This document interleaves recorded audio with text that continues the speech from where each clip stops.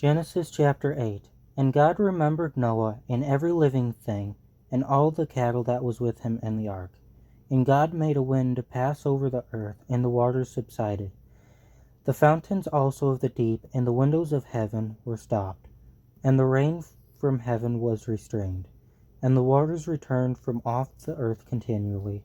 And after the end of 150 days the waters were abated.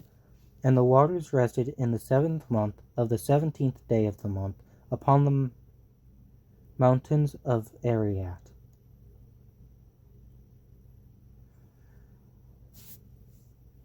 And the waters were decreased continually until the 10th month.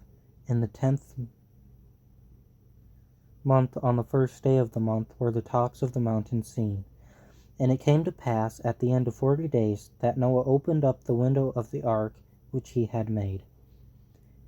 And he sent forth a raven which went to and fro until the waters were dried up from off the earth.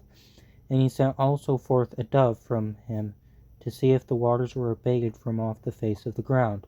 But the dove found no rest for the sole of her foot. So she returned unto him in the ark, for the waters were on the face of the whole earth. Then he put forth his hand and took her, and pulled her in unto him into the ark. And he stayed yet another 7 days, and again he sent forth the dove out of the ark. And the dove came in to him in the evening, and lo, in her mouth was an olive leaf plucked off. So no one knew that the waters were abated from off the earth. And he stayed yet another 7 days, and sent forth the dove, which returned not again unto him any more. And it came to pass in the 600th day, in the first year, in the first month, the first day of the month, the waters were. And it came to pass in the 601st year, in the first month, the first day of the month, the waters were dried up from off the earth. And Noah removed the covering of the ark, and looked, and behold, the face of the ground was dry. In the 2nd month, on the 27th day of the month, was the earth dried.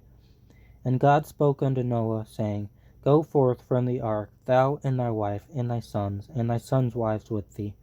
Bring forth with thee every living thing that is with thee, of all flesh, both of fowl and of cattle, and of every creeping thing that creepeth upon the earth, that they may breed abundantly in the earth, and be fruitful and multiply upon the earth. So Noah went forth, and his sons, and his wives, and his sons' wives with him.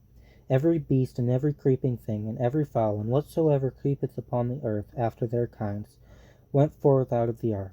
And Noah builded an altar unto the Lord, and took of every clean beast, and of every clean fowl, and offered burnt offerings on the altar. And the Lord smelled a sweet savour. And the Lord said in his heart, I will not again curse the ground any more for man's sake. For the imaginations of man's heart is evil from his youth.